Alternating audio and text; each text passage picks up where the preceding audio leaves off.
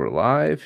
All right. In 3, 2, 1, record. And we're recording. Awesome. Hey, everyone. This is Josh from That Pixel Life. We got Zach Anderson here. What's up, Zach? Hi, everybody. Hey, man. So we kind of missed out on episode 40 this week. Yeah, it was a little bit of a bummer. Just scheduling conflicts. It happens, unfortunately. But Yeah. But we didn't want to go without this week. Me and Josh still felt the need to talk. Yeah. And we know you guys are hungry, so we're gonna feed you a little bit. Also, I just want to bullshit about some video games for a while. That's but hey, whatever. Yeah, totally. So yeah, this isn't episode 40. This is just a little something we're gonna throw out this week, just to give you guys something to listen to before we get the actual gang together, full blown next week. And we apologize for that, but sometimes life happens. I mean, we don't do this. This isn't our job. There goes my cat climbing up my chair behind me. We don't get paid to do this. Real quick, that scared the crap out of me. Like, really? The cat? Because it was one of those things like you kept it totally together and you were all like, just going and watching, and like I'm seeing this thing like just jump up behind you and grab your chair, and I'm like, what is that? What? Josh, turn around. Yeah, like, you guys might want to watch the YouTube version of this when it pops up if you want to see what we're talking about. But yeah, so again, we apologize for that. This is something we don't like to do. We don't like to skip a week, but like I said, sometimes things happen and we got to do what we got to do. So Zach, man, what are you thinking about Anthem? I'm conflicted because there are parts we're on different pages. Because there are parts of that demo I loved, like straight up loved. Like I thought the booster movement of it felt great. Like moving around the world felt really, really good. I'm a huge fan of the Frostbite engine. I always think Frostbite games look amazing, and this one's no exception. There were some it better be demo issues with like frame rate and pop in and things like that as I played. Did you play this on the X? I played on the Xbox One X, yeah. Okay, so did I. And that frame rate's rough. Yeah, but there were moments when it sang. Like when I first got into the free play zone and hit the rocket boost for the first time and started flying. Like it worked great. Like it was a solid frame rate. It moved really, really well. And I had no issues whatsoever. Then as soon as I encountered like the first group of like scorpion enemies that I was shooting, it totally dropped noticeably, just like chugged for a little bit. And then it would pick back up, but it never got back to that same level when I first got into the zone. So I don't know. Yeah, I looked at Digital Foundry's video about this, and there's no version of this game, aside from PC, of course, that can hit a consistent 30 frames per second. Not even the X can as well. Yeah, and I thought the game felt very sluggish to me to play. Like because that's one thing that Destiny has that does really well, is that the game is extremely fluid and super smooth to play, even though it's not rocking at 60 or anything either. But it does what it does very well. It's 30 frames per second. That game's always been a joy to play. This game, and I played the alpha version of this a couple months back, and it was under NDA, and I couldn't talk about it. I can talk about it now, but even back then, I played it on PC, and it didn't feel like this on PC. But I with PC, I can turn the graphics settings down and stuff to get the results that I want. I can't do that on a console unless those options are given to you. So playing it on an X, on a One X, I was assuming that we would have significantly better IQ and frame rate, but you're not getting it here, so I hope that's something they work out. And that's where I want to say it's a beta, it's a demo.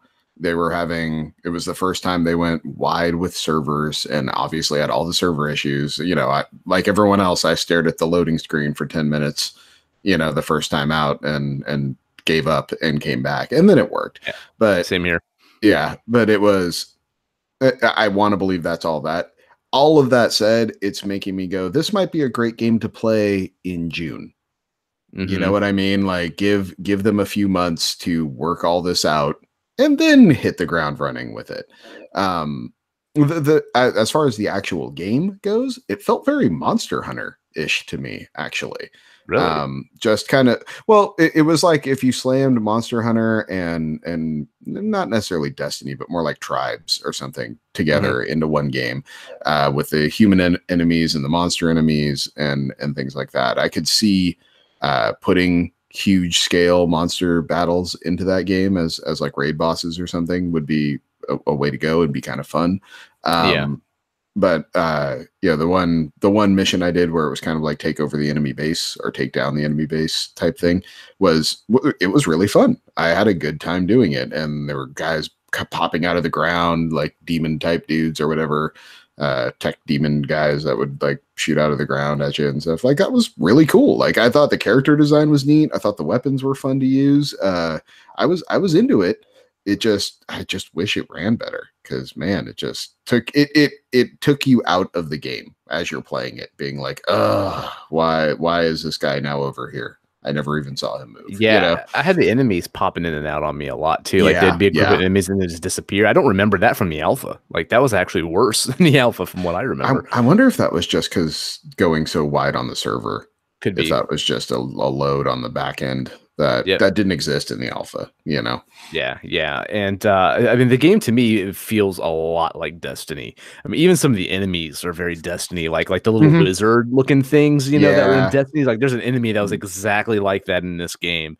And some of the mission structure is very similar as well. And when I was playing the alpha, there was actually different missions in the alpha than when I played in this demo / beta, whatever you want to call it. And the missions that I played there were very similar to some of the missions that you would see in something like Mass Effect Andromeda. Like there was ones where I had to like activate these little glyphs that were all over the place to like make this device work so I can open up a gate and go forward. And it just felt very similar to something like that. And that's not a good thing, because those missions were kind of boring. And this mission that I'm thinking of was very boring, and it wasn't in this. Actually, some of the missions here that I played were kind of just long and drawn out. And while I like the combat in the game, it's not Destiny, in my opinion. It's not Bungie. Good. It's not Bungie. Yeah. And you know, they can make long, drawn out missions in Destiny, and I'm okay with it because that combat is so fun. I'm concerned that they're not going to be able to pull that off here. Well, I think this game is going to live and die on mission variety and enemy variety. Yeah, it's very obvious, like to echo what you said, it's very obvious that if they trot out the Destiny, here's 3 types of enemies that we just reskin over and over, it's going to be bad. Like that's not going to be a fun experience. But if it's these enemies exist in this zone, and if you go into this zone, there's an entirely new sect, and if they go into this zone, it's an entirely new group, and these monsters exist over here, and these monsters exist over there. I'm into that. Like that, but let's do that, you know, but they can't do the limited what's the word I'm looking for? Just amount of stuff to do. Like you can't roll out just 3 missions and 2 zones and 4 types of enemies and be like, here's Anthem. Because no, that's not going to work. Kind of like how they did with the original Destiny. I mean, Destiny's a very different game now, but remember when Destiny first hit, it was like, you can go to 3 spots and that's about it. Have fun getting to the moon. And it was like, wait, no, that's really all this is? Like, ugh. Yeah. And it's not all doom and gloom here on my part. Like, when I first started playing the alpha a few months ago, like, I was really into the gameplay at first, but then the more I played it, the more the missions were just kind of like, meh to me. I do really like the, what do you call them? The javelins in this game. I like customizing them. Like, I think that's cool. That was something that wasn't in the alpha that's in this demo. I didn't get to like change my class or anything, which I think they added that in later. But I did like customizing and making my mech look all cool. I keep wanting to call them javelins. I'm not javelin. I keep want to call them Jaegers. Jaegers. Mini Jaegers. Yeah, absolutely. You know, so I mean, that's cool. I did like how they make every piece of content accessible co-op online, like matchmaking. Unlike Destiny, you still can't do everything. You still have some of it blocked off by having to have actual friend groups, and that sucks. You know, I mean, I understand why they do it, especially with the raids, but I mean, at least give people the option to try. I thought the system they had in place of just, here's your friends that have the game, invite them. and they can pop right in. Like I was like, yeah, great. That's perfect. That's literally all I want, you know? Yeah. Yeah. With not Destiny, I'm sorry, with Anthem here, like I didn't even have to like really do a whole lot to bring players into the game with me. I just picked my mission, started it, and it populated players in there with me, and we were ready to go. There wasn't a lot of communication going on or anything, but as long as the game is designed in a way to where I don't have to, you know, strategize with a bunch of people I don't know, you know, if they can just make it still fun, then yeah, I'm okay with that. But yeah, I don't know. I'm concerned about the game, especially under EA's belt. But at the same time, like I liked enough of it to where I'm still wanting to buy the game day one. Yeah, I want to get the full game. I really I liked enough of what I saw, and I liked the potential of what I saw enough to. It just scares me that, you know, Destiny and these games have making the game good 6 months later acceptable in a weird way. But at the same time, if I wait 6 months, I'm so behind the curve that I might as well not play, which is kind of where I wound up with Destiny. It's like, oh, I'll come back with when they did that first big reboot like a year after the game hit, and I was so out of the loop when it came to the world at that point that I just kind of gave up after about a couple hours. And I don't want that to happen with this game, because I liked it. I really did enjoy the game, and I just want it to get it's like 90% there. You know what I mean? It's like the game's like 90% totally awesome. It's just that 10% right now really sticks out like a sore thumb that they need to get fixed. And I think they will. It's just, are people going to care by the time they do? Yeah, understandable. 1 second, man. I'm getting this fucking cat out of here. I love the cat.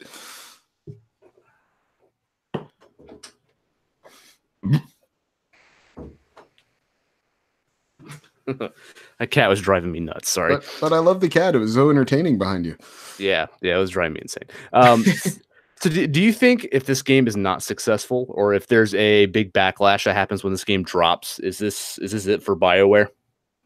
I don't think it's it for BioWare. I could see it being for BioWare doing this type of game for the rest of.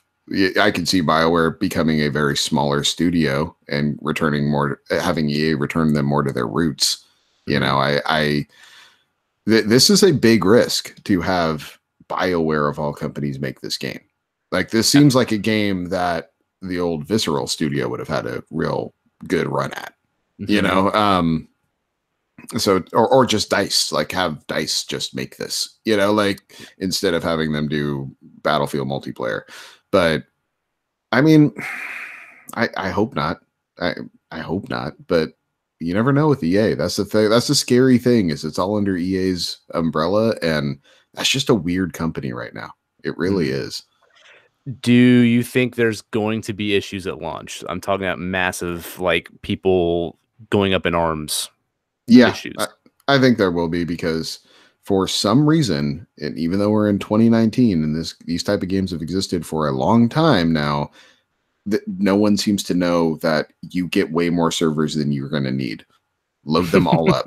Day one, every server you have available to you, fire it up. I don't care if you half the users show up. Just have people be able to log in and play the game, and then scale back.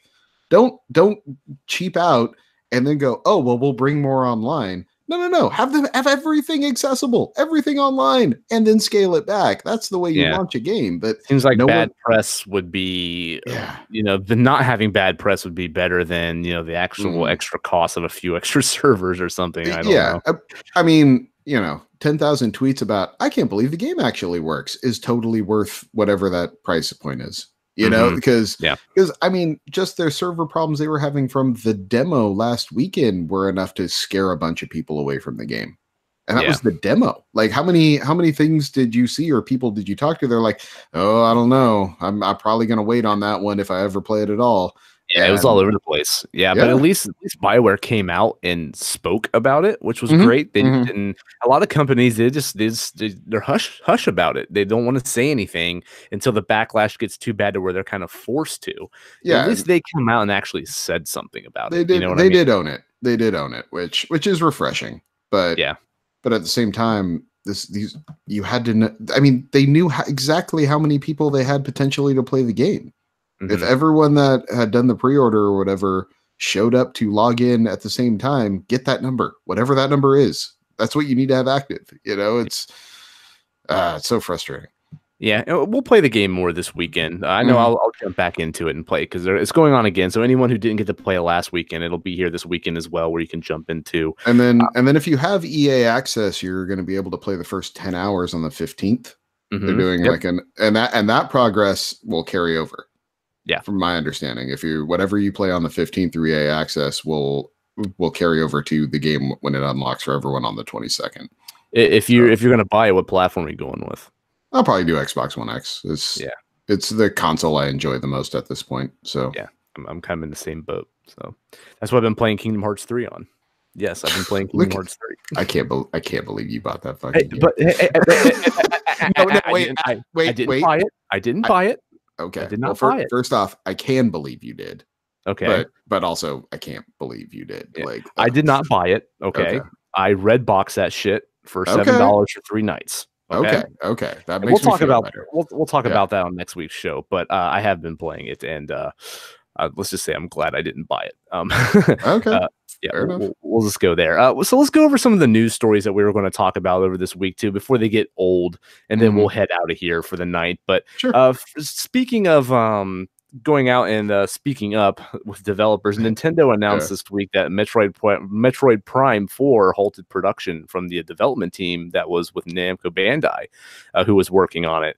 The project's been scrapped, and now it's being given to the original creators of Metroid Prime, Retro Studios, to start the whole thing from scratch.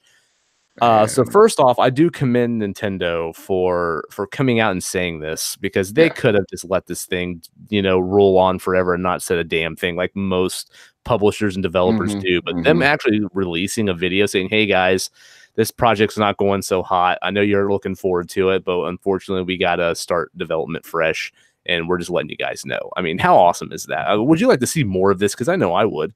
Yeah, I mean, it's just, in the name of transparency, like getting, especially with a property like Metroid, people went nuts just over a black placard that said Metroid Prime 4 at E3. The speculation ran rampant.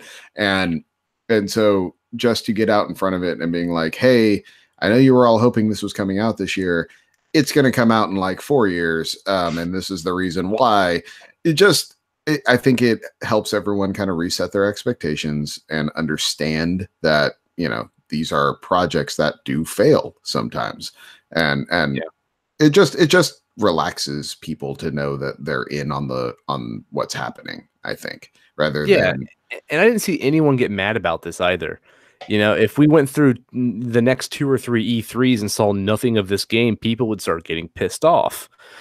Now that they came out and said this, like, no, I didn't see anybody getting angry about it. They're like, "Oh, okay, hey, cool, Retro Studios is doing it now, who should have done it to begin with." So to me, I was very much looking forward to this game. But to me, just the news that Retro Studios is making it just more than makes up for the delay in the game for me. And I think you just hit on exactly why everyone was okay with the announcement, why you didn't see a lot of backlash. If it was like, "Hey, this Namco Bandai team didn't make it, so we're going to Ubisoft, who was going to make this game for us," people would not be as okay. They just wouldn't. But it's like, "Oh, it's going to Retro, where it should have been the whole time? Oh, okay. Well, that sucks, but yeah, that's who I'd rather have make this game anyway. So yay." Yeah, But I wonder what that means for other Retro Studio games, because there was that big rumor that they were making a Star Fox racing game. Like, I wonder if they canned whatever they were working on to focus, because I don't think Retro's a very big studio. I don't think they can juggle multiple projects. Well, but if they're starting from scratch, if that's true, that they're not going to use any of the assets that Namco Bandai was using on this project, if they're creating the whole thing new, then they probably have a team finishing whatever they have while they break off 10 people, to start this project. It's they're probably a year away from full ramp up, everyone on board. If they're truly starting from scratch, like, it takes a while to get these balls rolling. So they probably have time to knock out whatever they're because you got to imagine whatever they've been working on is probably coming out this year at some point. Yeah, because I mean, how long? I mean, it's been what 3-4 years since Donkey Kong. Yeah, it's Country Tropical Freeze. Yeah, 3 years, I think. Yeah, I don't know, man. So what do you think happened here? You just think Namco Bandai wasn't cutting the mustard? I mean, probably. It probably was. My sense from everything I've read is Nintendo has very strict quality control people, and I'm sure they do multiple check-ins, multiple times a quarter of like, hey, how's it going? Hey, what are we working on? Hey, what does it look like now? Come on, show me your assets. So show me all this stuff that's been happening since the last time we were here. And they probably just missed the mark one too many times. And yeah.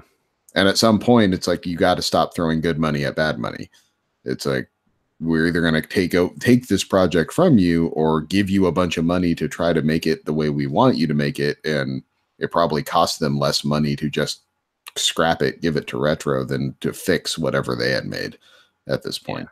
Yeah, because I think they're banking on this title either selling a lot of Switches or pleasing a lot of current Switch owners. Because like you said, man, you've been complaining about it for the past year. I mean, we're getting a lot of ports. We need some new stuff. And this is the one game that people were really looking forward to. So I think they have to nail this game. They can't release another Metroid Other M or whatever that game was called that Team Ninja did. You know, I don't think they want another Other M on their hands.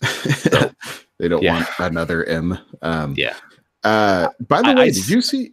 Oh, sorry. Go ahead. I say E3 next year we'll probably see a little short glimpse of this game, and then we probably won't see it come out until probably the tail end of the Switch's lifespan. Yeah. Which is unfortunate because I was hoping that was going to be something holiday this season or summer next year. That's what I was hoping for. And now I agree with you. It's 2 years at the earliest. The only thing I would think would speed this whole process up is if they were already working on something like a pitch for Nintendo to do this, and they just took everything they were already working on and just started ramping up development on it. That would speed up some time. Yeah, if they were making some sort of Metroid Prime-ish shooter already, and it's like, and now it's Samus instead of this other person we made up, you know? Yeah. Well, not only that, but I think I read that Retro came to them and pitched this to them. So, oh, really? Okay. I don't think they went headhunting anyone to do this. I think Retro did come to them, so they may have already got a prototype up and running already. Who knows? What do you think about the story that hit this week about there's not going to be a Switch like XL or anything? It's going to be a handheld only Switch that they're going to release that's cheaper. See, I heard a rumor is going to be the other way around. It'd be a console only Switch. Well, now they're coming out. What Engadget was posting yesterday, I believe, was the big live rumor now is handheld only. No TV connectivity. If they don't plan on having a 3DS successor, then that might be a smart thing to do. I think the 3DS is dead. I mean, I think they're trying to be dead. I'm done with it, you know? Yeah. And I think holiday last year kind of proved to them. I saw a ridiculous chart that the Switch was equal to 93% of their hardware sales last year. Yeah. Like that's insane when you consider how cheap a 3DS is in comparison. You know, that just literally no one is buying one. And so it makes sense to me to put a handheld platform out there, i.e. the Switch, you know, but I almost wonder what's the point though. It seems weird to me anymore. Yeah. You know, the whole selling point is the hybrid, nature of the two, but I feel like most people use it as a portable. But I say that, but I could totally see me getting one for my wife, for example. I can count the amount of time she's played the Switch on the TV in one hand, but she'll play in bed on a handheld mode Pokemon like every other night. You know, it's just, that's like how she likes to play the game. And so, I mean, I could see it in that regard. And with a new Pokemon coming this year, like a legit Pokemon, 8th gen or whatever, I mean, maybe that's how you introduce it. Maybe you roll it out with the Pokemon game. It'd be smart. Yeah. Yeah. I mean, I could see them making a slightly smaller one. No Yeah, or maybe even if they made a smaller one, but they made some kind of port where you can plug a cable into it and connect an HDMI to it and do it that way, Yeah, and then yeah, buy your own Joy-Cons, or something like that too, sure. where there's still some TV connectivity. But I think a portable would probably make more sense to me than just a console version of this. Yeah, like a screenless one that Yeah, just yeah.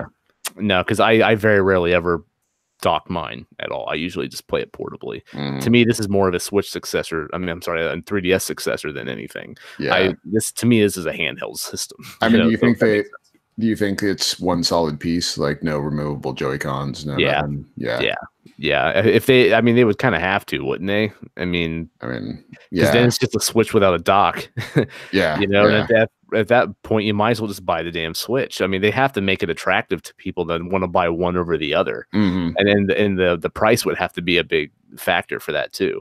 So, I Then mean, at my rooftop parties, I don't have a yeah, kickstand, no, and yeah, no, can't do it on the airplane or anything like that on the little tray table. Yeah, yep. so I don't know, man. We'll see. I've been throwing rumors around about an upgraded Switch as well, which Hmm. I'm not even going to lie. I'd probably jump on that because I use my Switch a lot. So if they had a Switch Pro or something, I would probably jump on it. But I'm almost wondering if when they did the new 3DS though, if that kind of threw cold water on that whole idea for them, because no developers really took advantage of the increased processor power, and it was just it was like a cool thing that no one did anything with. So even the little analog nub that they added, like yeah, barely any games use that too. so it becomes what's the point of adding one with a lot more power if no one's going to use it?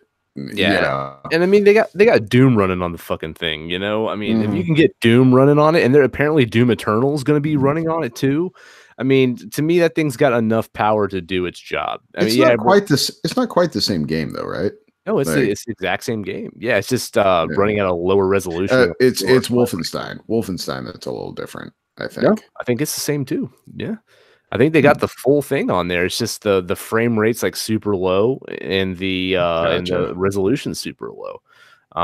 But yeah, I mean, I'm pretty sure it's the full shebang. I haven't played either one on the Switch because I Hmm. played the better versions of it already. But yeah, I'm pretty sure they squeezed it all in there. I mean, they can do some really cool stuff that surprised me with the Switch. The fact that they got Diablo 3 running on that as well as they did at full 60 frames per second with everyone on screen at once is Yeah. pretty impressive on a handheld. So, I'm okay with the power of it right now, but I'm not gonna lie, if they had an upgraded one, I'd buy it. I'd buy it in a Hmm. second, but I'm a whore, so what can you do? Um, Yeah. so this GameStop thing, man. Because we just talked about this. David Pitzer sent us a question. We talked about physical games and GameStop and everything a few weeks ago. But GameStop announced this week that their attempts at selling the company, which is something they've been trying to do since June, I heard, uh, Hmm.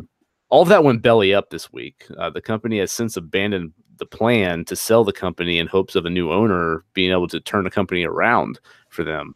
As a result, the stock prices of the company dropped to an all-time low, which is just a little bit over $11 a share now. We just recently had this discussion, I know, but with this news, like, what do you think this means for GameStop in general? Like, is this the beginning of the end for them, do you think? Because this is really starting to sound a lot like Toys R Us pre-announcement Yeah. of bankruptcy.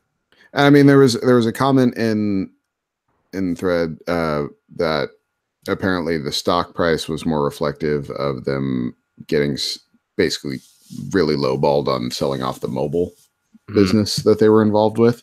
Yeah. But it didn't rebound from that either. No. It's not.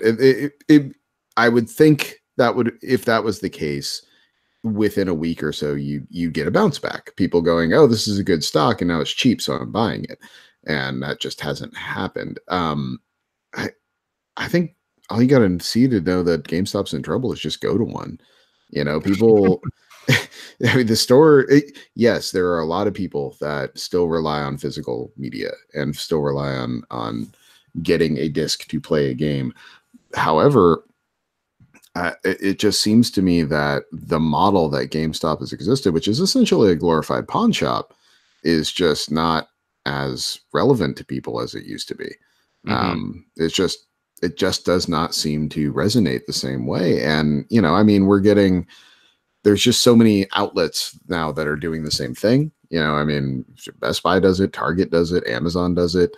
And they're all not trying to shake you down for everything you possibly can give them every time you walk in the store. Like that's honestly, that's the interaction with the staff at GameStop stopped me from going to GameStop. Like, yeah. I don't want the goddamn magazine. I don't want to pre-order anything. I don't have games to trade it. Can I just buy the damn game I'm trying to buy? Like, stop asking me questions. And then they just give you the one that's not factory sealed. Yeah. They opened it up and gutted it, and then they're not going to give you a discount. Yeah, I mean, not only that, but I mean, the employees, from what I've heard, like just people that worked at GameStop, I mean, just on the other side, they have had to deal with this from corporate. I mean, from what I've heard, you get treated like shit working there. You know, if you don't meet your quota for pre-orders and all that crap, like they'll shit can you. And that's why you get bugged to death when you go in there to order something, you know? So it's not just customers bitching about GameStop. Employees have been doing it too. You just YouTube bad GameStop experience or something like that, and you'll have tons of people that made YouTube videos of their experiences at work there. The company's got a pretty bad reputation. I mean, it does as an employer and a you know, just as a store in general, a retail store. You know, you see more complaints about the company than you do praise, and I mean, I'm sure that has to hurt them in their stock prices too. Yeah, but, I mean, it's a not pleasant purchasing experience, and there are many outlets to go get one from. Yeah, you know, that don't. And so, I mean, I think it speaks more to bad business practices of GameStop than it does of physical games in general. You know, and that big picture. It's games, you know, there's a reason Amazon and Best Buy and all that drop their game promotion programs is because games just aren't the loss leader they used to be. You know, it's the same reason. I mean, you know, no one carries CDs anymore, but way back when, when CDs started to get phased out and everyone stopped putting them in their ads for the same reason, because no one came in to buy CDs anymore. You know, not enough people did to make them loss leaders. So like, yeah, we're going to put these games in our ads or on sale, and you're going to walk in the store and then also buy a TV or also buy, you know, this thing or that thing that we also carry. I just don't think it happens enough anymore. So you're seeing the importance of games in the retail space get lessened. And I'm sure that doesn't help them, but I also think this speaks way more to just how negative of a buying experience it is to go to a GameStop. So, yeah, I mean, I've had a lot of bad experiences at GameStop. I can't remember the last time I've walked into one. Yeah. I have not been in a GameStop for 3 years, you know, I mean, the thing is here, like, there's a lot of people that are celebrating this news saying, good, fuck GameStop, hope they close or whatever, you know. I will never say that just because I don't want to see people lose their jobs, you know. I've been laid off before in my life. It was a terrifying thing. It's not fun. You know, I don't want to see people lose their jobs. And I hope GameStop sticks around for that reason. But at the same think you wouldn't see me shed any tears if it went bye-bye, because I just don't think it's a great place to shop. You know, as a gamer, I don't like it. And I don't want to support their shitty business practices. I don't want to support them treating their employees like shit, you know, because you can't get someone to buy extra things when you're in the store, you know. And a lot of people walk into a retail store, they have in mind what they want to buy. They know how much they have to spend. They're going to go in there, they're going to get it, and they're going to leave. And you trying to do everything you can to bleed more money out of them. It's a lot of people aren't going to go for it, and just going through that and having someone just hound you to buy extra shit is unpleasant, and it's going to make you go somewhere else. Well, and it's not 2005 anymore. Everyone has more options. Everyone. Yeah, absolutely. Yeah. You know, and one thing I miss is like the mom and pop game shop. It seems like ever since GameStop bought everything out and then became this huge big company, like you don't see mom and pop game shops anymore. Like if and I don't know if this is true, but what if GameStop did go belly up? Like, do you think we would see more mom and pop shops open up, or are they not?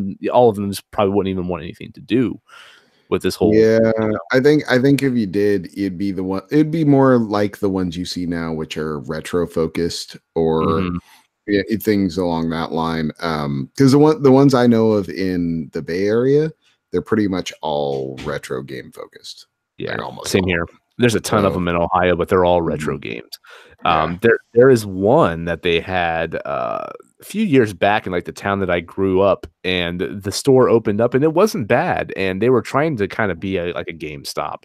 You could buy brand new games, you could buy used games, you could trade your games into them. They lasted a year and they were closed down. And I kid you not, a GameStop opened up in its place in the exact same building, which had to be a slap in the face of those people. Totally. But yeah, but I mean, I liked stores like that. You know, I liked the small mom and pop stores that, you know, they were more personable. They seemed like they had more people who knew a lot about games. I mean, I'm not saying GameStop employees don't know their shit, but I mean, there's many a times I've walked into a GameStop and they didn't know their shit, or they were lying, or you know, telling you things that weren't true. And you know, I miss those little stores, and you know, I'd like to see more of them, but I feel like they don't exist because they're threatened by GameStop. But now with this whole digital thing, you know, I don't know if you would ever see more of those pop up anymore. It's just hard to say. But it is. I don't know, but I think if a bankruptcy announcement were to happen, I think that's when we can start worrying about this company going down. When you start getting we've applied for Chapter 11 to rearrange our assets, that's when it's like, all right, yeah, totally. Now, one last thing before we head out here, Zach. Developers of Metro Exodus announced this week that they're going to the Epic Game Store, like a lot of games have been recently. For anyone listening who doesn't know, Epic Game Store, which is like the Epic app on your PC that you used to play Fortnite, they opened up a game store, and they offer publishers and developers only like a fee of like 12% of their game, unlike Steam that charges you 30% to put your game on their store. So a lot of these developers and publishers are putting their games exclusively on the Epic Store to save them money. So Metro Exodus is one of them, and a lot of people are pissed. Now, people have been pissed ever since they were doing this, you know, when around the Game Awards when this happened, and these games were kicking in. But people are a little more pissed with Metro Exodus because, one, I think it's a big title. I mean, it's a niche franchise, you know, but it's as big as you can get and still be a niche franchise. You know, like it isn't quite mainstream, but like a lot of people have heard about it. Yeah, and a lot of people are claiming they're being anti-consumer because A, they don't have as many options as they once did, which with Steam you didn't either, and they were okay with that. So I don't really get that. But also the biggest thing about this too is that a lot of these other stores like Steam and everything were selling pre-orders, and now they're not going to be able to honor those pre-orders. Well, Steam did announce that they will basically they've cut a deal that if you pre-order the game on Steam, you'll still be able to get it. Yeah. If you pre-ordered before that date, we will be able to get the game. Which is weird because some people will get the game, but what if you're the day one guy and you want it on Steam? Like, to me, that kind of sucks. Then, you know, you don't get it. Yeah, you know, it's get it. I don't know. I mean, do you think this is going to hurt sales of Metro Exodus? I don't. I mean, it might hurt the casual purchaser more, but what they're going to make up per purchase percentage wise, I think they'll probably come out ahead in the long run. If you were going to play, if you were really looking forward to this game, you either pre-ordered it already and it doesn't matter, or you were going to play it no matter where it is. Yeah. Because like it's just a launcher. It's still your PC. It's not like you have to go buy new hardware to play this game or anything. Absolutely. You know, it's just and it's a free launcher. It's just a different one, so you're gonna click that button and then buy purchase. You know, that's all you're going to do. Yeah, I don't know, man. I do know that they're passing the savings on to the consumer, so they knocked the price down $10 on Metro Exodus, and Steam was selling it for $60. So that's cool. You know, I don't know if we'll see a lot of that, but you know, I mean that's nice to see that people are getting a discount on it too. I mean, so to me, that's a big plus. Yeah, I think that's a very, very good, very decent make good on their side. You know, and also though, it just speaks to, this was the first time Steam acknowledged the Epic Store existence though, in their press release about it. And I found it very interesting to be like, oh, this was the biggest title that Steam has lost since the Epic Store launched, and it's going to be very curious to me what happens as we go forward, because this won't be the last one. You know, it's just dollars. It's just basic dollars and cents. It makes no, if I know that my consumer is going to be sitting at their machine and I can make just for basic numbers, I can make $30 per sale on this one, or I can make 10. I'm going to go where I can make 30. Why would I go where I can make 10? Yeah, totally. Well, and it's, more people are over here where you can make 10. Yeah, but I need a third less people to make the same money. So why would I do that? Yeah, so I don't know. Again, I have no allegiance to Steam, so I only used it because it was the only player in town. So this whole argument rings very much like the remember all the people that were like, oh, we're gonna not play Call of Duty Modern Warfare 5 or whatever it was, or and then day one all those people were playing the game.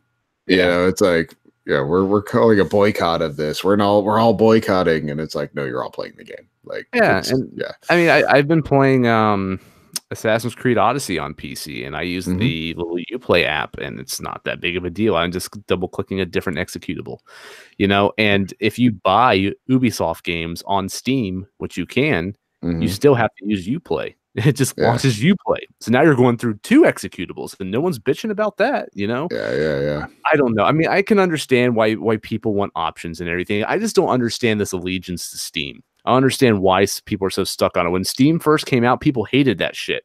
Because you had to have it in order to play Half-Life. Half-Life, yeah.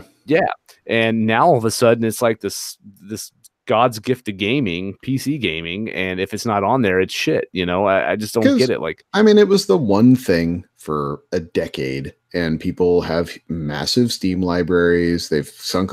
It's people justifying their expenses. The same reason that, you know, people are PlayStation fanboys or Xbox fanboys, or is that I have to justify the hundreds of dollars I spent, and I'm going to do that by claiming that this thing is better. and anything else is shit. And it's the same thing. It's like, I have to justify to myself why I spent thousands of dollars of games I don't play that are sitting in my Steam library. Yeah. And that's that. I think that's all it boils down to. Yeah, absolutely. We'll see how it goes. You know, I don't know if this is really going to affect. I mean, I wouldn't see the PC version getting a crap ton of sales anyways. I mean, I think the console versions was really going to sell for them, other than the people that want like the best graphic fidelity and everything. But by the way, the first 2 I think are on Game Pass right now. They are. Yeah, I think it's the Redux ones too, if I'm not mistaken. Yeah, and that the first one is rough. It's more of a proof of concept than anything. I did not like it. Yeah, that second game though is real good. I have them both on PC. Not the Redux ones, like the original releases. I dabbled in was it Last Light or Last Light, I believe. Yeah. I dabbled in that one, and I definitely remember it being a significantly better game than when I played on the original. But I never did finish it or anything, or get super far into it. So I mean, I don't even. It kind of reminds me a little bit of like Assassin's Creed versus Assassin's Creed 2. When it's like Assassin's Creed, it's like, oh, I get what they're going for, but man, this game gets real repetitive and kind of sucks after a while. And then you play Assassin's Creed 2 and it's like, oh, it's like what they wanted to do the first time, except they had way more time and money now. You know? And I don't really have much interest in this game to begin with, just because I'm not a big fan of the other 2. I'm kind of into it. I'm kind of stoked for Exodus. If it gets super good reviews, I'll be there. But still, you know, it's not. I can do without it. I'm not super stoked for it or anything. I don't know. All right, Zach, how about we get out of here, man, for the week? All right, sounds good. All right. So again, thank you for everyone for being patient. We're sorry again we didn't get the full episode out, but hopefully this sufficed. In the meantime, before we all regroup next week and then get the full game out there, we'll be gotta wait till next week to hear me bitch about Celeste. Oh, okay. Yeah, I mean, I actually I love that game, but goddamn, I hate that game. It's Yeah, I finished Resident Evil 2, so we'll be Mhm. talking about that. I've been playing Kingdom Hearts. I know Robbie's been playing. I think he's been playing Resident Evil 2 as well. Yeah. I know Shannon has been as well. So we'll be getting into all that next week. But again, thank you everyone for bearing with us. Hopefully you enjoyed this, and we will definitely see you guys next week. Later.